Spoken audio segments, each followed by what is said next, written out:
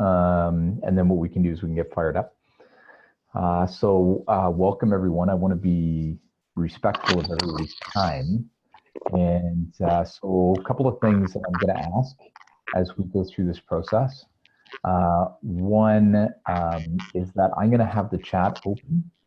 And so if you guys can, if there's anything that you want to ask that you're not comfortable coming off of mute, then definitely pop it into the chat, and I'm happy to keep an eye on that and to respond to those questions and comments. But otherwise, while you guys are on this webinar, if you guys can keep yourself on mute, and then that way we won't have any sound in the background, would be fantastic. So if you guys can mute yourself when you're not talking, that would be great. And then we'll go from there. So cool. Thanks, everybody. And then what we'll do is we'll get fired up. I'm going to just walk you guys through a few intro slides. So this is the kickoff of the financial sustainability theme. And this is a theme that is designed to run in 2 phases over the course of this project between now and the end of September. And this is a project that both Spring and TDI are co-leading as a part of this overall Frontier Incubators program. And so Sana and Liv are on this call, and they will be active not only on certain webinars and seminars, but they'll also be active in the Slack channel as well.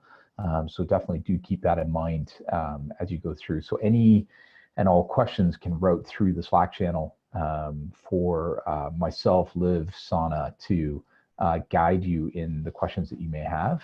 And yeah, really excited to get fired up.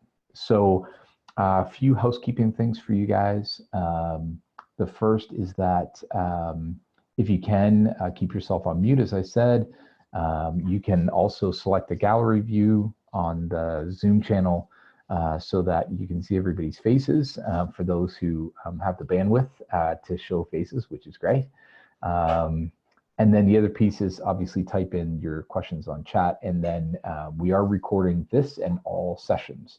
And so they will be made freely available to you, as well as the copies of the presentations that we go through. So just keep that in mind. So a couple of things.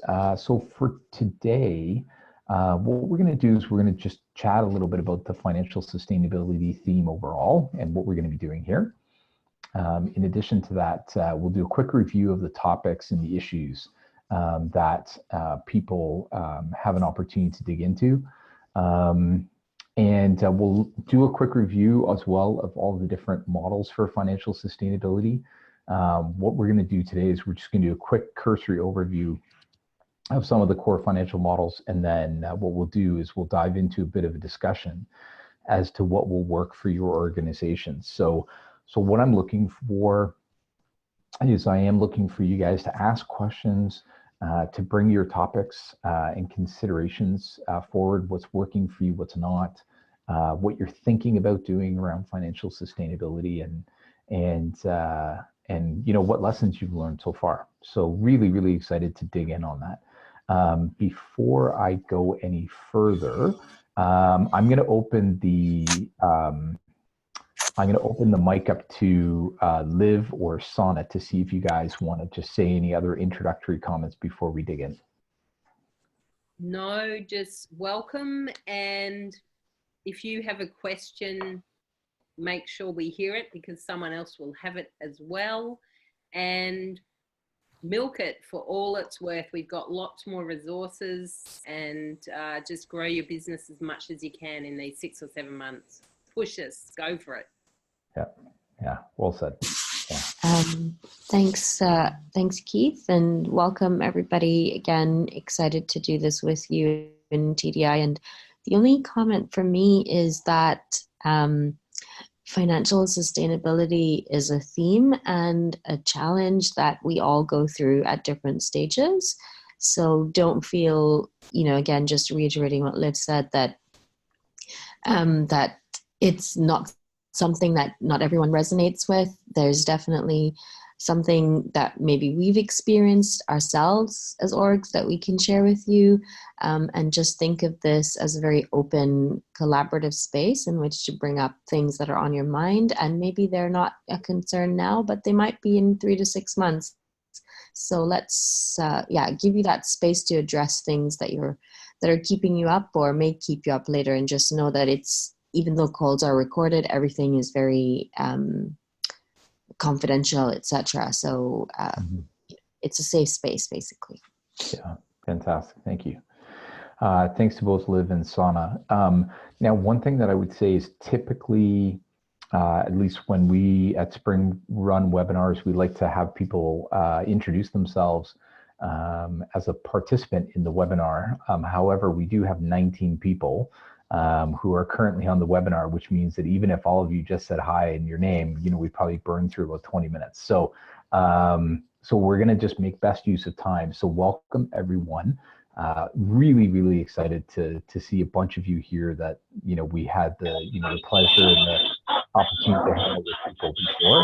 I'm going to pop somebody on the mute. Oh, okay, great. Yeah, just keep yourself on mutes if you guys can. Which is great, but yeah, I just want to reiterate that. Oh, hold on. Keep yourself on mute if you can. Yeah, just really want to make sure that we have an opportunity to, address all of your comments and really build on the great work that we had in Singapore when we first met, and excited to do that. Great. So. Just an overview of the theme is that, we have really one goal in mind, and that is to help all of us to be on the path to long-term financial sustainability. Some of you are coming into this theme actually with a strong base of financial sustainability, and really what we're going to be doing is we're going to be evolving that and growing it. But in addition to that, there's definitely other people on this call who are either newer organizations or who are struggling with financial sustainability. And as Sana said, that is a place that we've all been at some point in time. And so really the goal here is to make sure that we're all collectively in a great place. We do want to provide some foundation knowledge. Most of this is going to be in sharing of case studies, and also having guest speakers who will be coming in during some of the different individual subject talks, so that you guys can really learn from your peers. That peer learning starts with myself and Sana and Liv. It extends to people like Ian, who's also on this call, and definitely will extend to guest speakers as well as the rest of the people in this cohort. And then, of course, lastly, just to get a clear path moving forward. And we really want to be action-oriented in this theme. We want you guys to feel confident that you can get the help that you need, and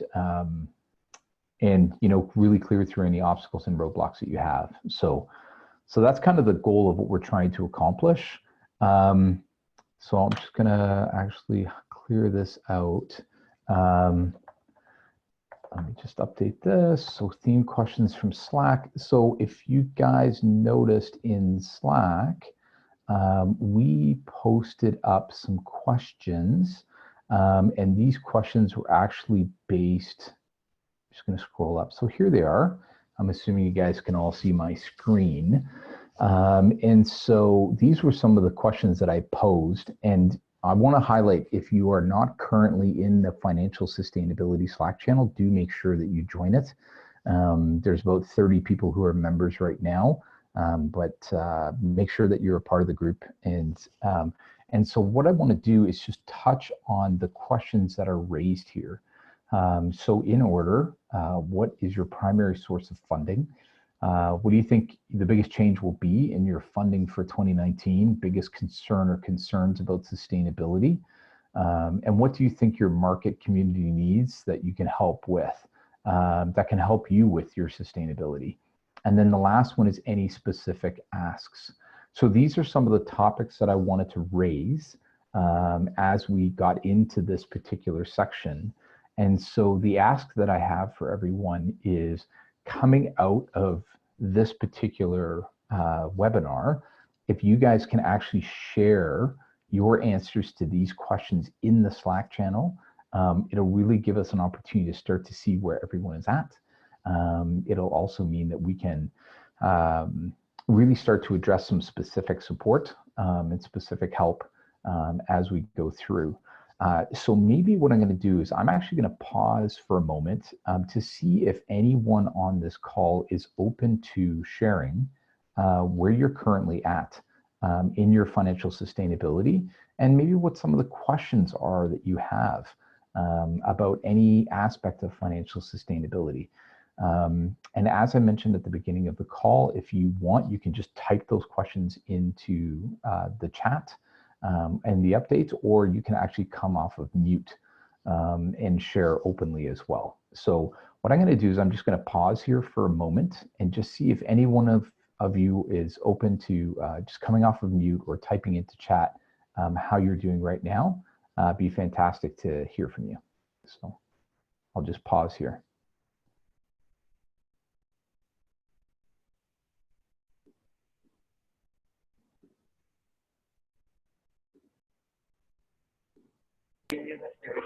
Yeah, okay.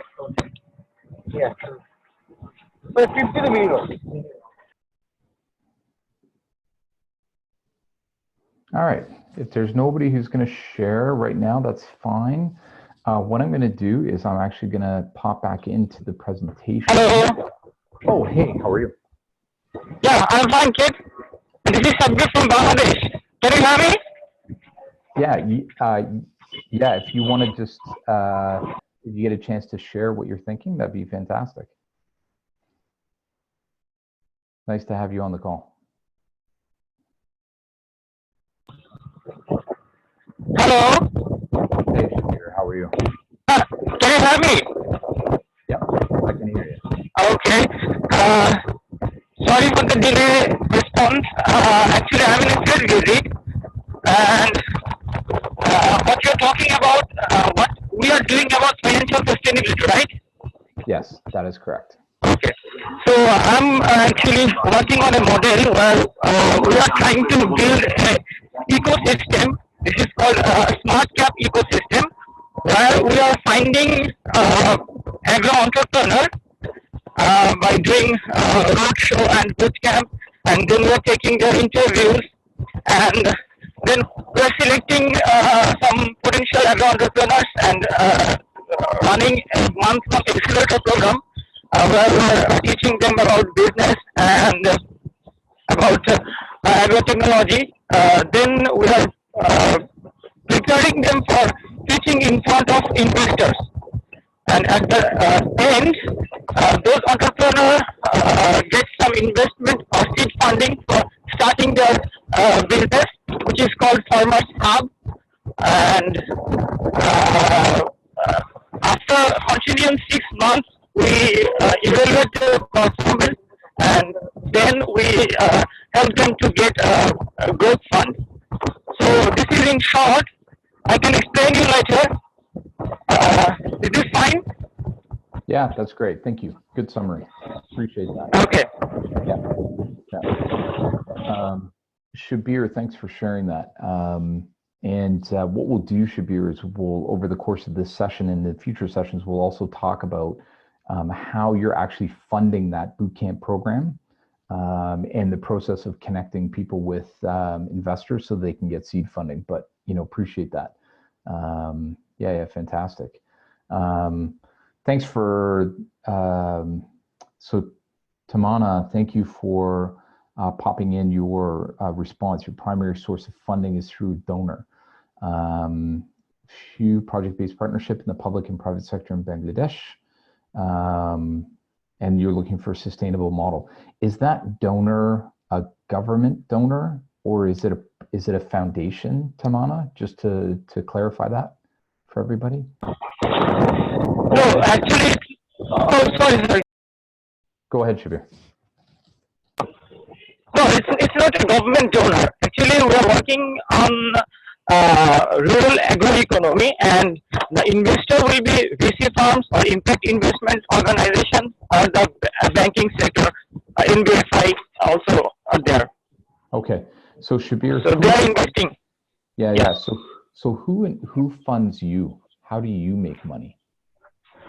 Okay, so we have different clients like impact investor or VC firms. They want to invest in different potential businesses, but they don't have the time or resources to find those kind of entrepreneur and businesses. So that's where we play our game. We actually do some road shows and boot camps, and then we find the entrepreneur and give them accelerator training, and then we present those entrepreneur in front of our clients, and then they pick some entrepreneur. Oh, may have lost you temporarily, Shabir.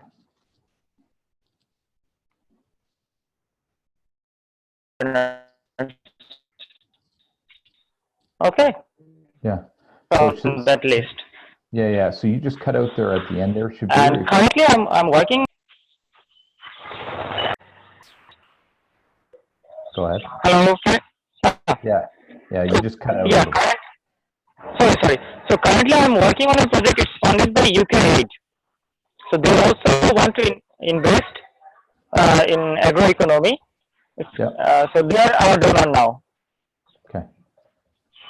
Great.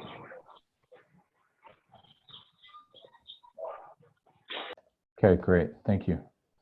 Awesome. Great. Thanks for popping in the comments into chat. BRAC, partner or parent organizations funding. Okay. Yeah, absolutely. And government funding for RISE plus sponsors. Yeah, fantastic. Truly, that's actually a pretty common model to have a blended approach between government funding and sponsors. So that's totally makes sense. If anybody else wants to type your responses into the chat, that's great. Or at the same time, you can come off of mute. Just remember as well, with the recording, the chat is also being recorded, and so we will have the notes that will come out of this session. Yeah, Liv is asking the question, who charges the social entrepreneur some fees? And maybe I'll kick that off. So we at Spring, there are a couple of programs where we charge. One is actually our pre-incubator program, where we charge people a small fee to take that program, because it's really the time when they want to find out if they really want to be an entrepreneur. We also have a growth stage program that we charge for. And it was what we call our 2X program, and it's really designed to help entrepreneurs scale their revenue and also their marketing efforts. And that is actually a program that is designed for businesses that are doing at least $10,000 a month in revenue, and they are looking to scale to the next level, and so we will charge for that. Yeah, so just to give that as one example for you. Tamana is still not charging the entrepreneurs, very common. So thanks for sharing that. Yeah, great. Okay. Yeah, so keep those comments coming. What I'm going to do is I'm actually going to walk through a bit of an overview of what we have happening here. So Toru, yeah, not charging at the incubatees, yeah. Also KISS. Yeah, so KISS is actually one of the rare ones. So thanks for sharing, Tao and May. But KISS is one of the rare organizations because they, they are charging current revenue, current customers. Those entrepreneurs generally are launched in market with sales, and so capacity to charge. Yeah. Good to know that you're actually doing the success fee as well. So thank you for sharing that. Great. And Liv, thanks for sharing. Ecosystem players like government, organizations, so the actual entrepreneurs. And Liv, when you say that some entrepreneurs pay some or all of their costs, does that imply that there's like a subsidy or a scholarship that you're able to offer, and that is funded by someone else? Just to clarify that for everybody would be great. Cool. Yeah, so they do get a scholarship. Great.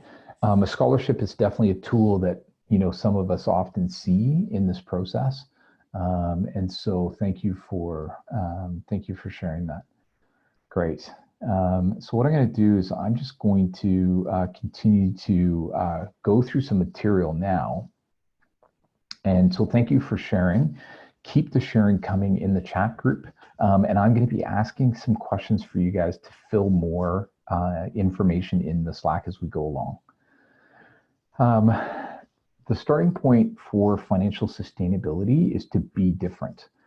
And so what I'm referring to specifically in this context is that in each one of our ecosystems, there are often more than one player in the space, another incubator, another accelerator, another co-working space.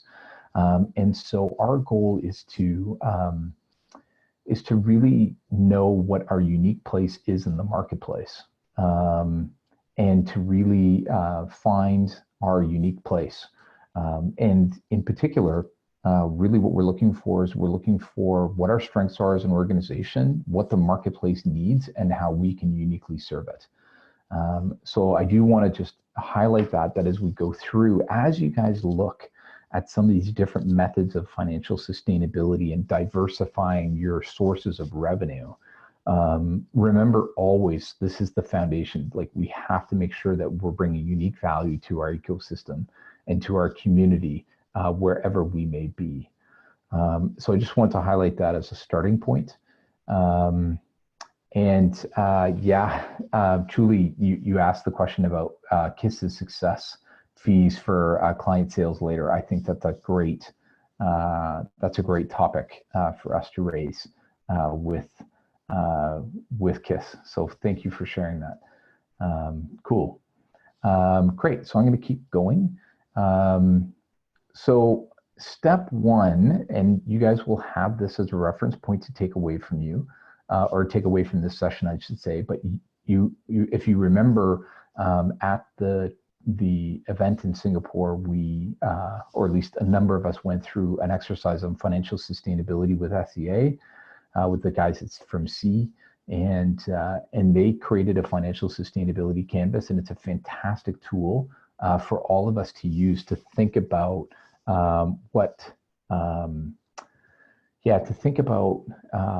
where our sources of revenue are coming from, and also what costs we're generating in order to generate that revenue. So step one in this process is you guys are going to want to access this canvas.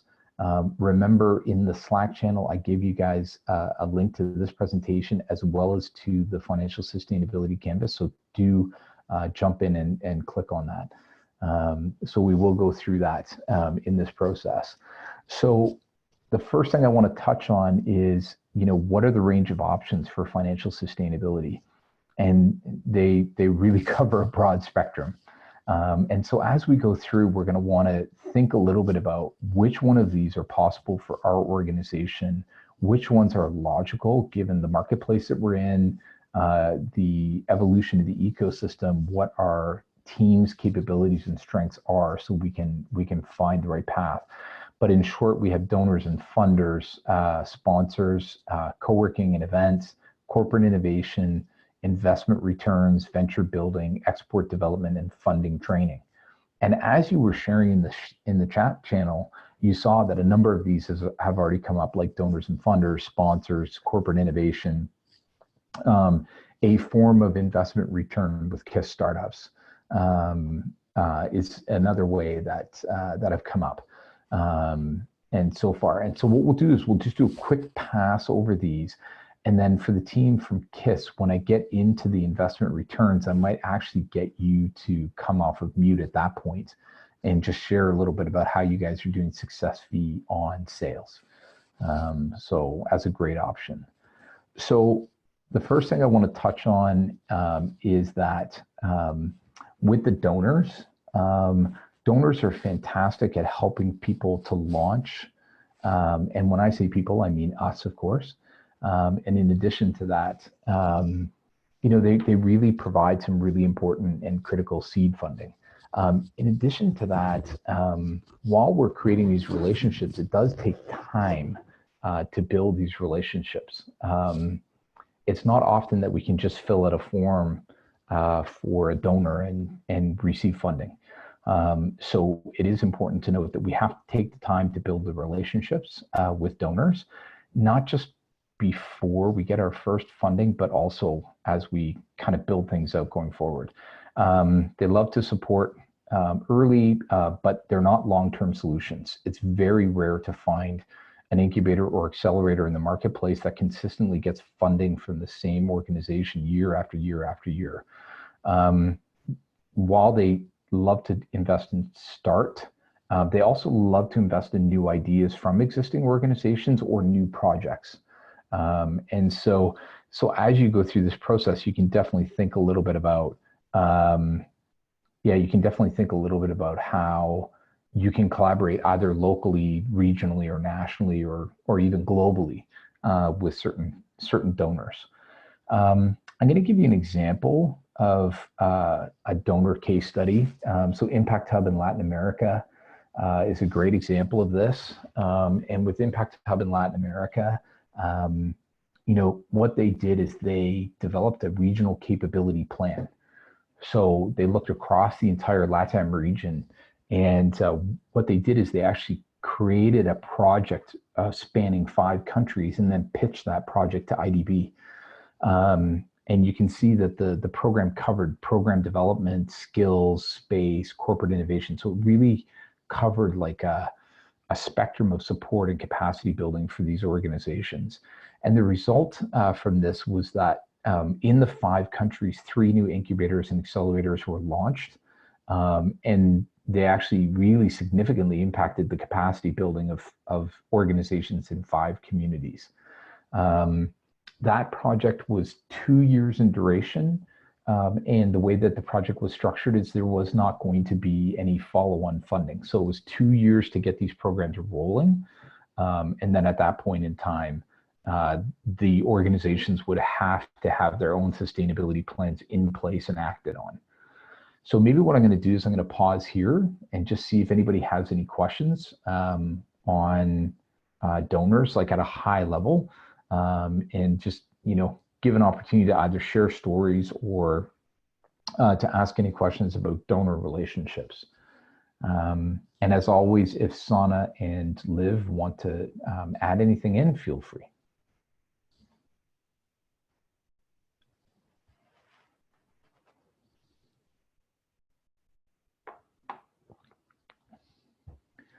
So far, so good. Great. All right.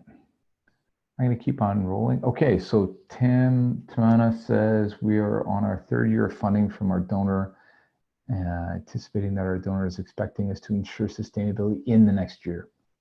Yeah, thank you for sharing. Very, very common to know that there's a known hard time limit when we have to work with this. Timana, an example that I would give you is actually out of Peru, where the Peruvian government provided 3 years of funding to all incubators in the country, but it was finite. It was 3 years. And so everybody had 3 years to launch, to grow, and to find their own financial sustainability, because at that point in time, the funding from the government was no longer going to continue. So yeah, great sharing. Anybody else like to share or ask a question? Great. Okay, I'm going to keep on rolling. One counterpoint that I want to share in donors is the other side of the coin. And that is an organization like Spark. Spark happens to be based in the city of Mostar in Bosnia and Herzegovina. And Spark actually launched as a private entity. It's privately funded. It has never received any government funding of any kind. And the premise behind Spark was that they had a private investor, an individual, and so creating a business, and the business happened to be an incubator. And so they started initially with an incubator. And in addition to that, they also had a developer boot camp school where they were actually training people to become software developers. And over time, which is about a 3.5-year period of time now, they have added some additional services, which also represent additional revenue streams. So one is a makerspace. The second one is a full acceleration program. And then the third one is the corporate innovation program. And in speaking with the team at Spark, from a revenue perspective, the two primary programs that impact their revenue line the most would be the corporate innovation training, as well as the developer bootcamp school. So those are the two main ways that they're generating income. So it gives you a nice kind of counterpoint to kind of recognize that organizations like ours actually require zero government funding in certain contexts. And in other contexts, it's incredibly valuable to have donor funding, whether it is government or foundation. But I just want to give you a counterpoint that it is possible to run your organization without donor or foundation / government funding. And Spark is a really good example of that. Any questions on Spark before we move on to the next sort of vehicle for government, for financial sustainability? So if there's anything, you can pop it in the chat, and then we can kind of go from there. So, great. So far, so good. Okay. Keep on rolling. The second thing I want to touch on is sponsors. And earlier in the chat, I know that might have been, let me see here.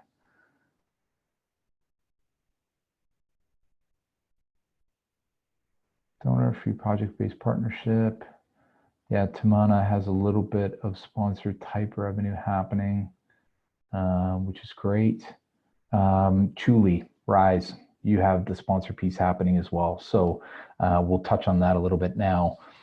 Sponsors, just to be clear, sponsors are corporations and corporations who will sponsor specific programs, workshops, or events. And it's important to note that, you know, working with a corporation on a sponsorship is no different than working with an entrepreneur or a donor. A corporation has a set of goals and objectives in mind.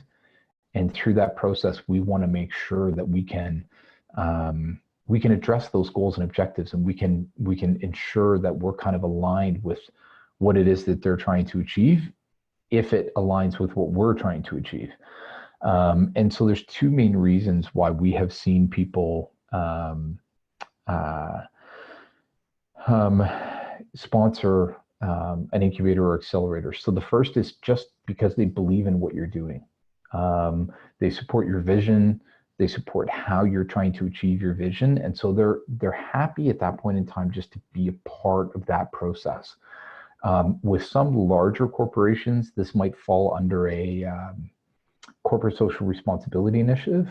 And in other cases, it's just, you know, kind of alignment in values with whether it's the head of the corporation or it's the entire team. And the second reason why they do it is because they value your entrepreneurs as potential customers.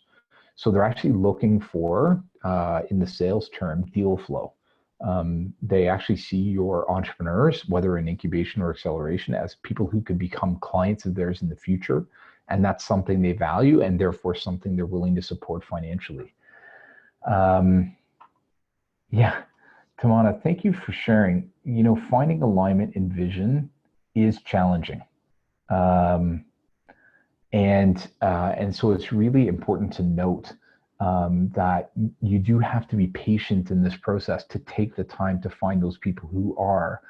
Tamana, sometimes one of the things that we've seen at Spring anyways is that in order to find those early organizations that are vision and value aligned, sometimes you actually will reach out to either regional or global corporations that have offices in Bangladesh, because they come maybe from a more mature ecosystem, whether that is from Europe or North America or other parts of Southeast Asia.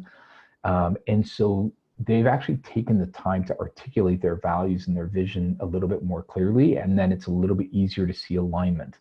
So one thing that I would say to you is seek patience in it. Potentially look for organizations that are actually headquartered either regionally or globally, and might find it easier to find alignment.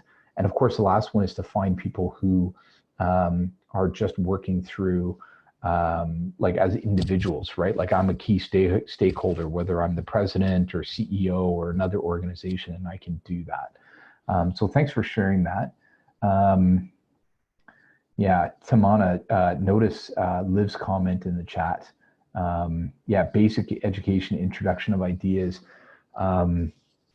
You know, and Liv, you were probably very similar to us, spending time running events, workshops, putting out blog posts or other pieces of social media to just tell the story and to get people hearing the message, hearing the vision, hearing the alignment, I think is fantastic. Yeah, it's great. Yeah, Tamana, fantastic. Thank you. Yeah, keep telling the story for sure. I do want to touch on one last point related to why people would sponsor, and that is from time to time, you will find corporates who not only want the startups to be their clients, but they may actually be looking to acquire, right? And it could be strategic partnership or it could be acquisition, but this is definitely a place where they can kind of dig in and find companies and smart entrepreneurs early in this process. So from time to time, you will also find sponsors who may want to sponsor in order to see potential companies to acquire early. Yeah, great. Yeah, Sana, completely agree. The ecosystem building takes time. And so that's why in financial sustainability, what we're always looking to do is balance what is possible in the short term with what will allow us to thrive in the long term. And so Tamana, that may be a part of this process with you with sponsors, is that, you know, sponsors may come more in the mid to longer term as you've been building up the ecosystem and people start to get aligned with what you're doing. So great sharing. Some organizations that we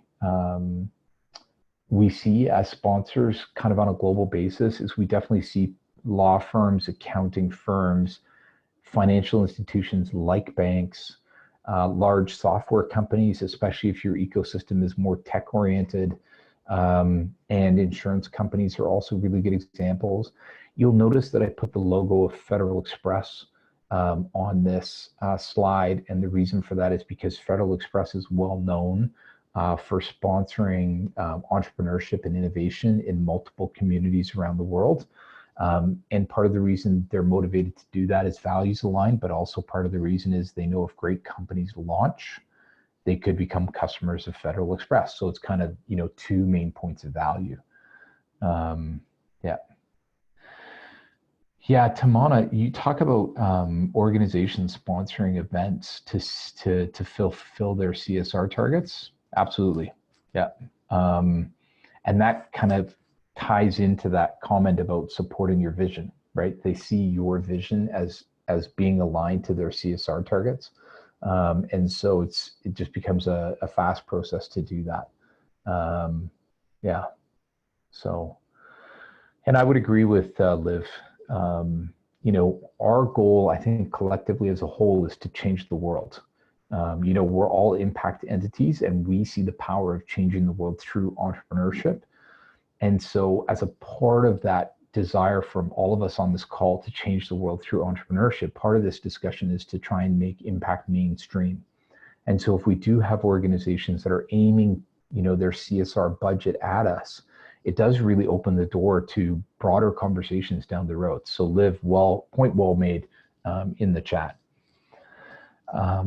Fantastic, guys. Great sharing. I'm going to keep rolling with a case study, and that is Spring. So our own organization, Sana and I, Spring has always been fully privately funded. So we are a private for-profit entity. We started actively pursuing sponsorship from the beginning.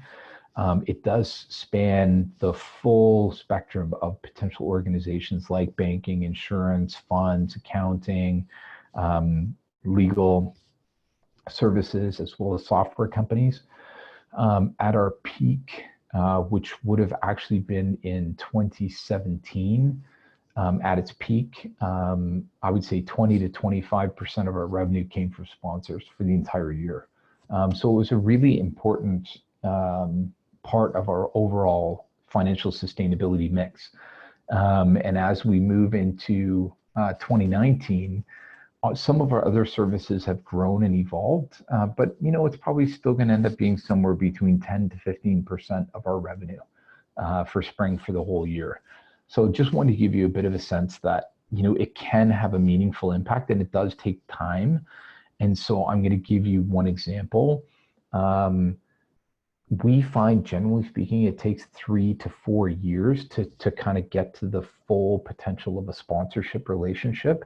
And so in our case, we started a relationship with a bank that sponsored one event for $4,000, and it currently is a sponsor that brings about $50,000 a year in annual sponsored revenue to Spring.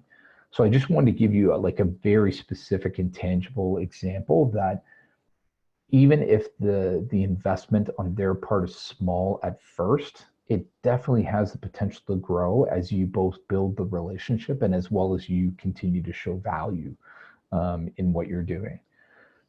So that's the example that I wanted to give on the sponsor side of financial sustainability.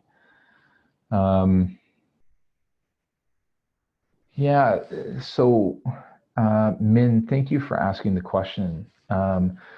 So for KISS startups, do you have to pour the money into events? And the short answer is definitely no. Events are easy, but they're definitely not the only way. We find, at least in our experience at Spring, and I would love to hear other people's experiences as well, but in our case, sponsors are willing to pay for the following. One is they're willing to pay for events, yes. The second thing they're willing to pay for is actually to support programs as a whole, like an incubator program or an accelerator program. So for example, with Spring, we have a sponsor who is sponsoring an incubator that we are running specifically for food-based companies in Canada. And so, but they're sponsoring the entire program and not just an event. And the third way that we've seen sponsors sponsor us is actually by sponsoring individual entrepreneurs. So Liv actually gave the example earlier about people getting a scholarship. So we at Spring, we actually have had sponsors who will sponsor scholarships. And so they'll actually subsidize the course or the workshop fees for individual entrepreneurs. So those are the three main ways that we've seen it happen so far. So great questions. And part of the way that we were able to find that out, Min, is that we actually had a conversation with the sponsors. We wanted to find out what was important to them. So in other words, we did not go in and say, we're running a food incubator, will you sponsor it? What we did is we went in and we said, here's who Spring is, here's what we represent, here's what we believe in. Now you sponsor, what are you trying to achieve this year? What are your goals and objectives? What is important to you? And then as they started to share and talk, we found alignment between what they were trying to achieve and what we were hoping to do, which was an incubator. And so we were going to run an incubator, but through their sponsorship, we actually made that incubator a food-specific incubator. So it's a really, really great question. team over at BRAC. Great question here. Would love to know how the leads from sponsors are generated generally, cold call, emails, or existing relationships. There's three ways that we have found sponsor relationships to be created. The first is through existing relationships, so you're absolutely right. The second one is referrals. So referrals, people who know us, believe in what we're doing, have seen the results that we've had, and then they will refer a sponsor over to us. The third way is the cold call and the emails, and there is, practically speaking, a fourth way. And the fourth way is actually by running events. Because when you run events and you have demo days where the audience can see the companies that we've worked with and they can see the impact that we're having, what will happen is that people in the community will come out to those events, and either they themselves can become sponsors or they know someone who will. And so that will trigger, that kind of referral based process. So we at Spring have garnered sponsorship from existing relationships, from referrals, from cold calling, and also from people attending our events and then having them speak up and come to us based on the events that we've been working on. So fantastic question. Great. So Keith, just before you jump on, I wanted to add, this is Sana, that with sponsors, I think and as with some of these other avenues, it's thinking about these as partnerships. And so not, Keith's point, not kind of going in with that mindset that, hey, here's an ask, can you fulfill it? But really, here's what we're trying to build. Do you want to walk this journey with us? And I think that's what's resonated with us. But then the other side of that is to really cultivate that relationship as you would with a partner, in terms of investing the time, making sure that they also kind of know what's happening in the community, because it's one thing to start the relationship, but then to constantly sort of nurture it as well. And I think we'll get into that a little bit more in further webinars, but just keep that in mind. Yeah, fantastic. Sana, thanks for sharing. And well said across the board. Great. Okay, if there's no additional comments, then what I'll do is I'll jump on to the next topic, which is co-working and events. So co-working, it's just really important to note, and I know, for all of those who remember Singapore, we did talk about this, and co-working is a standalone business where you really have that separation between co-working as a business versus incubation as a business, or acceleration as a business. And there's a few key reasons why. It's not the same clients, right? People who take incubator programs won't rent desks. People who rent desks won't take programs. This is consistent on a global basis. And so if you have a co-working space and you have programs and you're looking to kind of bring the two together, it's incredibly difficult to do that. In terms of like seeing both as the same client set. The other challenge that can come out of it, and it's an opportunity, is that co-working is what I would call a flywheel business. It's the same thing every single day, right? You have people coming in, they're renting desks, you're keeping them happy. Tomorrow's a new day, tomorrow's a new day. Like, it just keeps saying the same. In the case of incubators and accelerators, they tend to be projects. They have usually a defined start and end date. There's a build up to the start date. You then run the program. You're kind of like at peak activity, and then the program ends. It tails off during reporting, sort of analysis, etc. There's time to catch your breath before you fire up the new program. And so it's a very different rhythm as well. So with co-working space, it's just really important to note that you do need to think about it with its own budget, with its own goals, with its own staff, and with its own focus areas. I'm going to just touch on the example of co-working space and events, and then I'm going to come back to a comment that Tamana made on events, because it'll link into what I'm about to share. So with events and with co-working space, just remember you are a landlord, right? You have space, whether you own it or you lease it or you rent it. It is space that you're then using for your marketplace, for your community. And so the important part is that you need to maximize your revenue. So if your imperial is per square foot, if your metric is per square meter, but the important part is that, ultimately at the end of the day, every day, you're trying to maximize your revenue per square foot or per square meter. And so when you're running events, that means you're charging for a lot of events. You're also seeking external people who will run events, all types of events that make sense for you every day, every week. And so really that's kind of the focal point. And the case study that I would give you, and this is actually a picture of their space, which is completely beautiful. It's Impact Hub in Belgrade. Sana actually will hopefully get a chance to see their space in the next couple of days, which is great. And they treat their space like a real estate asset. They run it like a business. And so they have events running every night. The space itself is promoted to everyone in the community. Everyone knows about it and they know they can use it.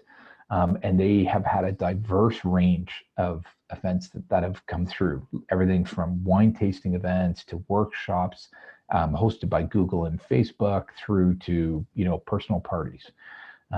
So it's a great example of an organization that took this real estate asset and made full monetary value out of it. And they, it just helps their entire organization to be financially sustainable. And that gives them the breathing room to then run programs like incubation and acceleration. So Tamana, coming back to your comment, running events is a great way to network and start conversations. Absolutely true. Yeah, good example, like bringing in thought leaders always, and this ties back to what you and Liv were saying earlier about really like telling the story, sharing the vision. And so the benefit is that sometimes we will run events that might be free community events, but it is important to note that if you have space, treat it as a source of revenue. There are often businesses out there or individuals that if you have good space, they're willing to rent it. Whether it's a boardroom for a meeting, it's an event in the evening, it's an event on the weekends, like whatever it may be, that's like just such a killer opportunity, I think, for all of us to think about the space that we have and think about it as a source of revenue. So any comments, any questions on space and events before we move on? And maybe just while I pause here, in case there are any questions that are going to pop up, one thing I do want to highlight is that each one of the topics that we're touching on tonight will become their own standalone webinars. So we're actually going to dig deep on each one of these topics in upcoming webinars. So we're going to dig deep on sponsors and donors. We're going to dig deep on corporate innovation. We're going to dig deep on space and events. So just know that we're going to be digging in on all of these as we go through. Yeah, and thanks for sharing, Tamana. I think all of us can be, it's good to be reminded of sometimes the tools that we have at our disposal, whether it is the incredible talent on our teams or even just the physical space we're in. So yeah, well noted. Great. Okay, I'm going to just move along to corporate innovation. Corporate innovation, sometimes called open innovation, is the hottest trend in incubation and acceleration globally, full stop. 2 weeks ago, actually a week and a half ago, I was in Peru working with the ecosystem there. And without exception, every single incubator and accelerator in the country is moving into corporate innovation. And there's, practically speaking, one big reason for that. And that is because there's a belief that corporations can pay. And if corporations can pay, they could be the fastest path to financial sustainability for all of us. And so notice I mentioned Peru. Peru is a developing country. If you took a look at some of the economics of the country, you might find it's very comparable to your particular ecosystem as well. It might be slightly ahead. It might be a little bit farther behind, actually. But for them, this is an important, in their mind, it's a critical place to go. So some key considerations when you look at corporate innovation. So one is, as we talked about space and events, corporate innovation is yet a different type of business. It is a consulting business.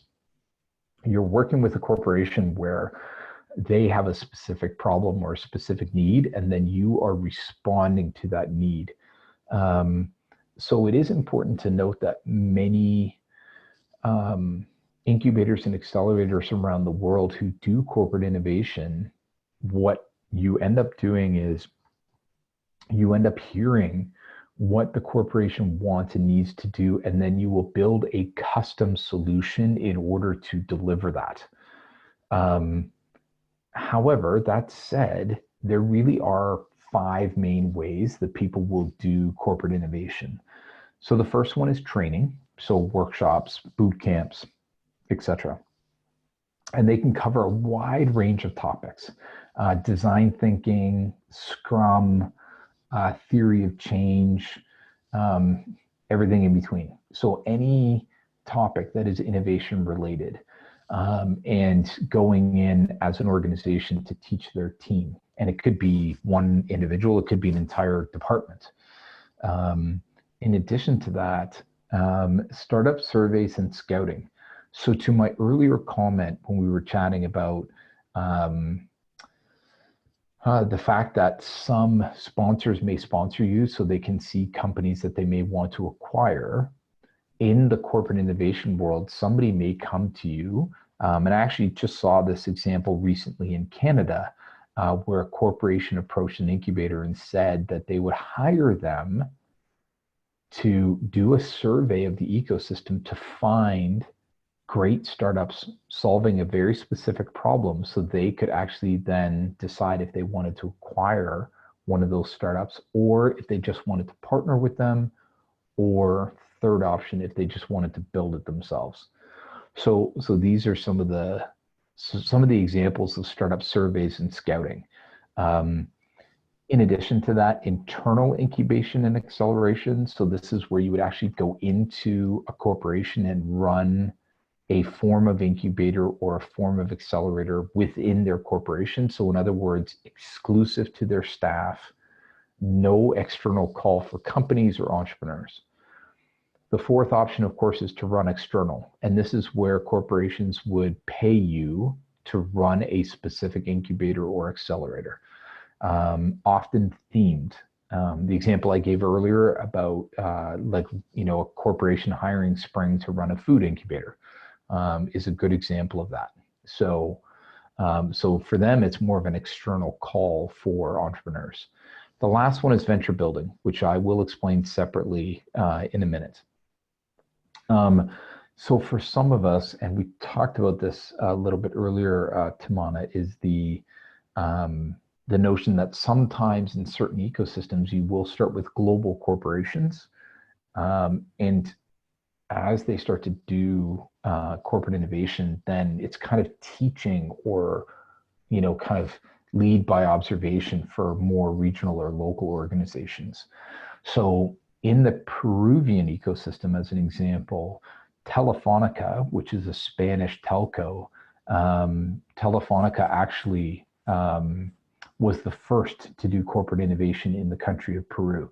So a global organization does corporate innovation in Peru, and now you start to see other corporations also doing the same thing. So it's a really good example of how corporate innovation can get started. So I'm going to give you guys a case study. This is one of the ones that Sana and I know quite well. It's called Highline Beta. It's actually based in Toronto in Canada. And they started life, like many of us, as a classic incubator accelerator.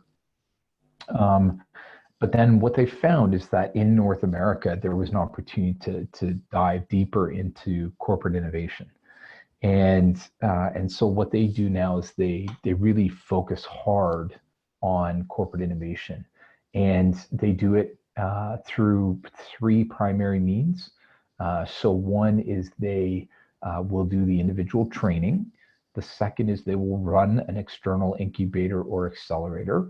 And then the third way is venture building, which again, I will describe in a minute.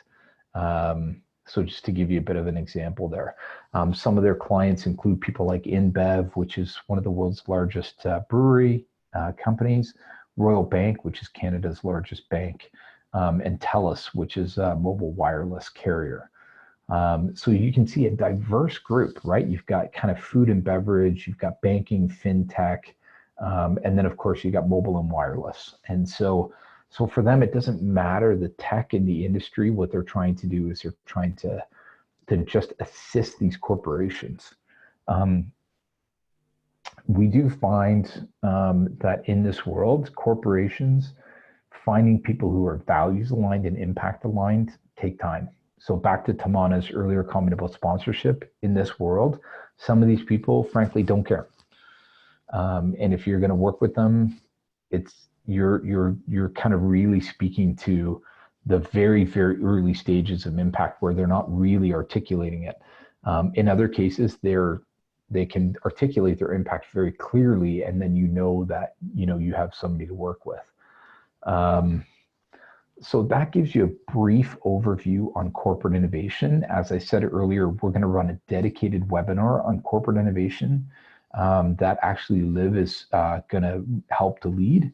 And so before we get there, though, if anybody has any questions or comments or experiences that you want to share on corporate innovation, because I know it is a hot topic, and I'm sure some of you are exploring this. So I'll pause here to see if you guys have any questions before I move on.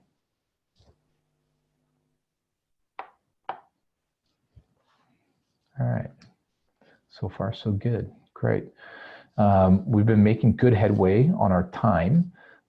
So I'm going to keep on rolling, and I think we'll definitely be able to finish this webinar on time, and should have some time for questions and comments at the end. So keep the questions coming in chat, and we'll go from there.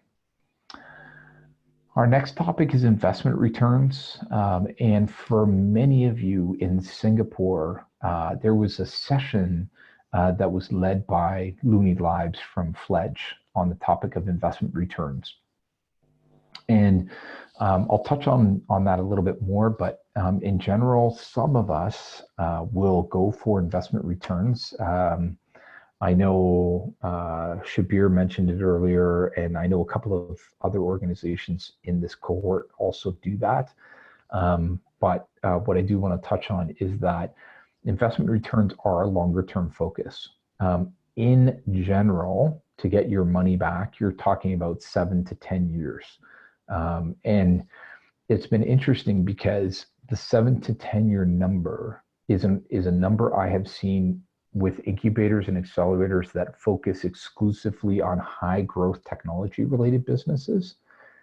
It's also consistent with people who have been working with more what I will call bricks and mortar, more micro enterprise, more bootstrap organizations. And so the interesting thing is the timeline doesn't change a lot, regardless of the type of business you're working on. There are some ways to accelerate returns, like revenue-backed financing or revenue-backed loans, or redeemable shares, which is a form of revenue-backed equity. This is where actually Looney in Singapore spent a chunk of his time. And I am 99% sure that all of the content from the Singapore conference is still available to you guys, but there definitely is those pieces. In addition to that, on our end, I wanted to share a different example, which is BK Holdings. BK Holdings is based in Hanoi, Vietnam, so in the region. The team at KISS Startups will know the team at BK for sure, Dr. Zoom and his team. And so couple of unique characteristics for BK Holding. First, they're embedded in one of Hanoi's leading technical schools, in Vietnam's leading technical schools, university. And their core focus is actually to assist the process of technology transfer. And in doing so, they actually are able to secure a % of the investment round that goes out, as well as doing some sort of supporting revenue pieces. So in their case, they are doing some investment returns, but they actually are able to pull money out at the same time, because they do have a % of the company, but when the company raises that first round as it's transferring out of the university, they actually take a percentage of that round at the same time. And so I've seen this model in other parts of the world as well. And BK Holdings does a really good job of it. And I wanted to share it with you because it has really good regional context for you. So in general, when people do investment returns, it is designed for the long term. If you need to focus on short-term financial sustainability, you're not often going to go into this particular path, into this particular tool. But just know that that's the case. Cool. Any questions or any comments on investment first? Okay. Realistic amount of revenue that could be generated from investments. So maybe the question that I would ask you back is, are you asking what can you expect as a return on investment for equity that you own? Or is the question, what is the success fee you can charge for helping people to raise money? Because it could be one or the other. And so, second one. Okay, great. If you are helping entrepreneurs to raise money and you are charging a success fee to do so, there are sometimes some geographic differences in terms of how much you can charge. What I have seen in North and South America and in Europe, I have seen that people will charge anywhere from 2 to 7% as a success fee. The difference between 2% and 7% is usually the total amount of money that is being raised by the company, combined with the amount of effort that is being put into the company. So if it's a lighter touch, maybe they're not raising as much money. It might be a lighter amount, like closer to 2%. But if it's a higher touch, much more active, really, digging in, finding new investors, helping them to negotiate terms, directly, then sometimes you'll see the percentage go up. If you were in North America and you were charging more than 5, people would start to ask questions why. Like you'd have to be doing a lot of work to justify more than 5%, but that is in the North American context. So one thing I would encourage you to do, and this is actually, I think, great for anybody on this call to share. If anybody here in the region is helping people to raise money and taking a success fee, it would be good to share what that percentage looks like, just so we have a little bit of context. But I hope that helps with the question. So fantastic. Good question. Cool. I think part of the topic there as well is, how much is the average company raising as for investment? How much in total do you think you can help people to raise in a year to see if it will impact your financial sustainability? So if the average company that you're working with is raising 50,000 and you work with 5 companies in a year, it may not add up to as much money as you think you could. Whereas if you help people to raise 7 million, then hey, different story, right? So I think part of that process, Kazi, is to think a little bit about and do a bit of a bottoms up build. How many companies will you help to raise money? how much do you think the average raise will be? What percentage will you take? And then you can actually see, like, you can kind of forecast the impact it will have on your budget and whether or not it'll have a big impact. Tamana, thank you for sharing. You don't charge a success fee. We at Spring, we do not either. And the reason in our case is because of just the dynamics of our ecosystem in Vancouver and what we think is possible or not possible. You know, in certain ecosystems, it's actually very fair to charge a success fee. In many, it is not. So appreciate you sharing, because some of us do, some of us don't. We at Spring do not as well. And so always good to know. Yeah, fantastic. Great. I'm going to move on to the next one, which is venture building. Venture building is very unique. A very small subset of incubators and accelerators around the world do this. I would say less than 5% of incubators and accelerators I have seen do this, but it is possible that one or more of you may come across this or may choose to do it in the future. And that is where you actually build a launch product or an entire company and be paid to do so by an entrepreneur or by a corporation. So in the case of Highline Beta that I shared earlier, they actually have, as a part of corporate innovation, they've actually had corporations who have hired them, large global corporations have hired them to build a launch product.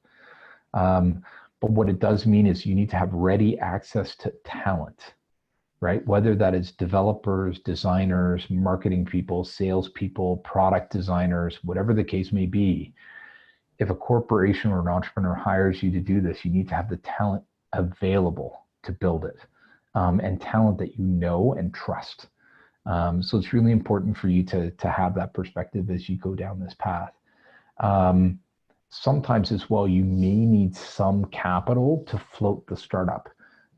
In other words, the cash that you're paid will come later. For example, an entrepreneur comes to you to build a product, you build it, they then raise an investment round after the fact, and then you're paid out of that investment round. So this is venture building, so where you're actually building either products or companies for somebody else and they're paying you to do so. I'm going to give you two case studies because they're quite a bit different. One is Vancouver-based Axiom Zen. They are sometimes paid by customers like entrepreneurs and corporations. And what they do is they take the profit from that and then they build their own ideas. And so Axiom Zen has actually had 3 successful product launches in the last little while of their own ideas. And based on that, they've actually been able to raise money and generate revenue such that that profit and that success is actually now fueling all of their work at the moment. They also have narrowed down, so they exclusively work on blockchain related projects. They have their own internal technical teams, they have their own internal business teams, and they do find that balancing culture is a challenge because you have a business, which is Axiom Zen, but then you're also trying to spit out startups. And so that can create, you know, some friction. And that's one of the big challenges that they've faced, especially in the last 2 years. So that's Axiom Zen as an example. And then Ministry of Programming is another example. They're based in Sarajevo, and they are exclusively paid by clients to do venture building. Those clients are diverse: corporations, startups, financial technology related businesses, e-com related businesses, small budget, big budget. Like, they cover the full spectrum. Again, universal truth, they have their own technical team. In their case, it's actually employees. And then they have to balance the work with staff budgets, because if they don't have enough clients, but they have employees, how are they going to deal with that cost? So for them, they have to live in that tension and make sure that they can do it well. So that gives you a good example and a different type of example from Axiom Zen. So venture building, a bit obscure. Only about 5% of incubators and accelerators do it, but it is possible. And so I wanted to make sure that you guys were aware of this as a potential option. How do your entrepreneurs trust you? Yeah, it's a great question. So the question, if everybody notes it in chat, how do your entrepreneurs trust you, and what if you take their idea and build it yourself? Yeah, I mean, this is a multifaceted answer, and definitely open to have other people comment on this, including, you know, Sana and Ian and Liv, who are quite experienced and on this as well. But I think there's a couple of things to consider. In our normal course of business as incubators and accelerators, you know, our reputation and our ability to do business in our ecosystems is entirely based on our reputation. If we steal someone's idea, it'll be the last time we work with an entrepreneur, because that entrepreneur will tell everyone in the ecosystem that we've done it, and no one will come and work for us. So we have to build a circle of trust around our organizations, and really we need to make sure we maintain that with all of our energy and all of our focus. In the case of corporate innovation and in the case of venture building, it is important to note that notion of, you know, confidentiality will actually get built into whatever contract we sign with a corporate partner, either a corporate innovation partner or a venture building partner. So one is reputation, the other one is the contracts that we might sign in corporate innovation or venture building. Yeah, thanks, Liv. Yeah, you know, there's no two ways about it. You know, our reputation only goes as far as the work that we do with our entrepreneurs, and we have to support them well, and we have to treat everything they say to us with a lot of confidentiality, and we need to walk with integrity. If we do that, all the great entrepreneurs will come to us. If we don't do it, we have a really big problem. So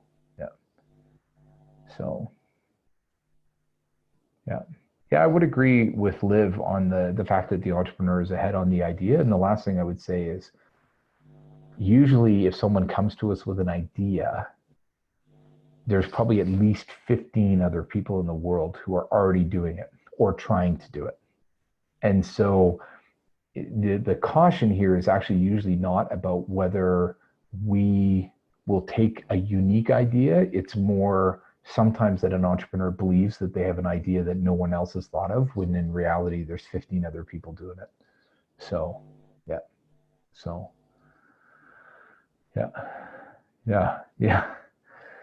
replication is possible, innovation is not. You know, the other thing that is not, you know, it's there's a million great ideas out there. It all boils down to execution, right? You know, so people, that's why we run incubation programs and acceleration programs, is to help people to execute well on the good idea that they have, right? Yeah. So, yeah. Cool. Yeah. Awesome. Great commentary, guys. Okay, I'm going to jump forward. Export development. This is a newer trend, starting to see it dotting around in a couple of ecosystems. This is where you would actually get hired by a mix of growth stage entrepreneurs as well as governments to help promote those companies into new regions, or to help foreign companies to set up and expand into your country. And so it's kind of a variation on or a cross between kind of like corporate innovation and donor money, but it actually is very transactional. It's almost consulting, where someone is paying you based on your either, you know, kind of intimate knowledge of the companies and the organizations in your ecosystem looking to scale out, or they're paying you for your intimate knowledge of the ecosystem so they can come in and what we call a soft landing program, where you help people to either soft land into your home country or your home city, or you can help people soft land into another region. So that's one example. A few other ideas that have been kind of, experience in the marketplace. One is training and education, so boot camp style schools, teaching people to become developers or marketers or designers in 10 or 12 weeks. Support services. Akana actually has a great example of this, like a purchasing portal, or providing accounting services or legal services or other services for a fee. Where you're kind of using a platform-based approach to provide that to a bunch of startups, and it's much cheaper for them, which is great, but it's a way for you to generate revenue. And then the last one is consulting. I gave you one example, which is export development, but sometimes one of your own local governments or national government might actually engage you to do some ecosystem capacity building, and so that's on a consulting fee basis. So that's another good example. Last one for this particular session is just funding training. And so you would look at this because companies always need to raise money. It's come up a couple of times in the chat. Funders or investors, and those investors could be angel investors, could be banks, could be venture capital firms. It could also be companies looking to acquire. So really anyone who is able to give money to a startup, they're looking for deal flow. They're looking for the best entrepreneurs, whether that is for $100 or $1 million. Everybody's looking for the right people to invest in. And so what we have found historically, not only at Spring, but in other ecosystems, is that people are willing to pay for that value and for that service. And so do keep that in mind as we go through. So if you remember, at the beginning of this webinar, we talked about step one being to pull out the financial sustainability canvas and kind of start to think about it. And so my hope is that through this initial presentation and all of the great questions and comments that have come up so far, that you're actually able to dig back into that canvas and start to rethink and reshape what your path and plans are for financial sustainability, and start to think a little bit about how you're going to get there, and where you need help. Because our goals in the next several weeks through this first phase of this particular theme is to answer all the deeper questions on these different ways of generating financial sustainability, getting deeper on corporate innovation, getting deeper on sponsors, and some of these other sort of paths of sustainability. And so the goal is to always circle back on your financial sustainability canvas, right? It's a critical addition to, hopefully you have your own business model canvas, and so this becomes a really important sort of addition to that. So what I'm going to do is I'm going to pause here because we have 7 minutes left in this webinar. And so I just want to see if anybody has any reflections that you want to share based on what we've been talking about, or any burning questions that maybe we haven't answered in this session that you were hoping to get answered. So if you can, please do, pop those into chat, and we'd love to take a few minutes to dig into them before we break off of this first session and set up the next ones. So I'll just pause here for a moment. Allow me to catch my breath at the same time.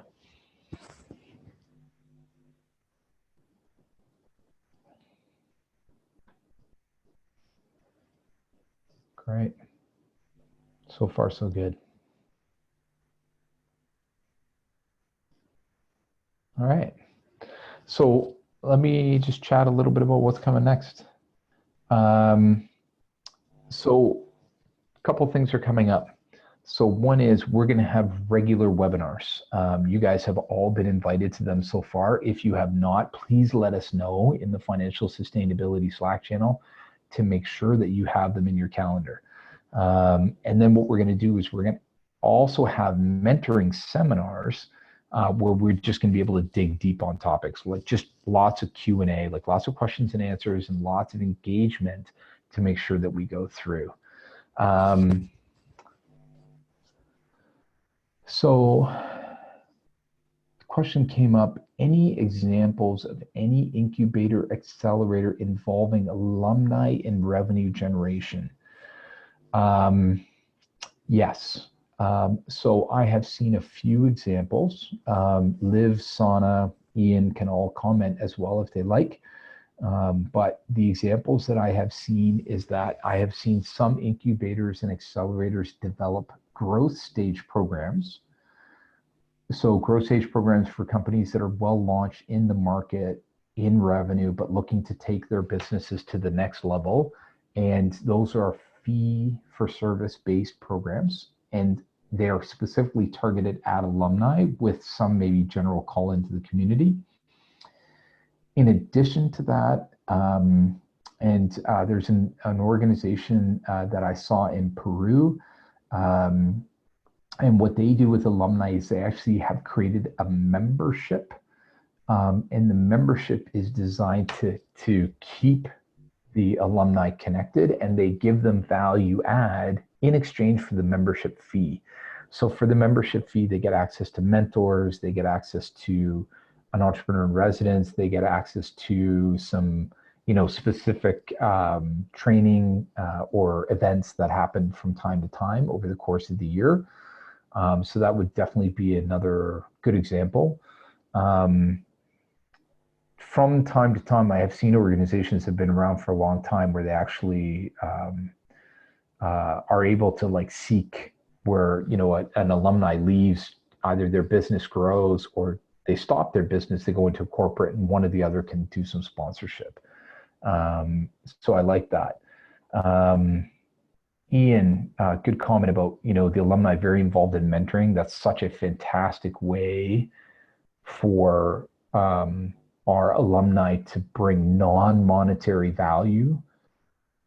But the end result indirectly is that it impacts the monetary value, because the strength of our mentoring program and our mentor network increases the value both to entrepreneurs as well as to sponsors and donors. So there is an indirect benefit, I find anyways, for our alumni to be involved in the mentoring program. So those would be some examples that I would give. I don't know if Sana or Liv, if you guys have any other examples about people involving alumni in revenue generation. And if not, all good. Okay, all good. I'm going to touch on another question that came up, Tamana. Should we be exploring multiple options for financial sustainability or focus on a couple? My comment to you is that if you have not done any meaningful effort on diversifying financial sustainability up to this point, then your next step is actually not to focus on a couple, but your goal is to actually do customer discovery on a fairly broad set. What you're looking to do with customer discovery is find out who out there is willing to pay you for what you do. And so you're going to speak to a mix of donors, funders, corporations, as well as entrepreneurs. Given the examples that we have, what you want to do is test your market and find where the strength is. So I will give you an example of an organization, because I was in Peru, so I'm just going to use this as a handy example because it's just from last week.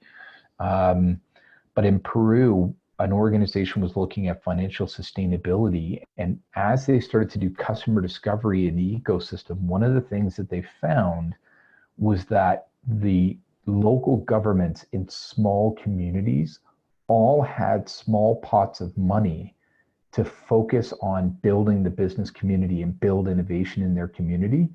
And they were actually able to develop an innovation, like an incubation style program specifically for small communities. And then they were able to tap in on that as a meaningful source of financial sustainability for them.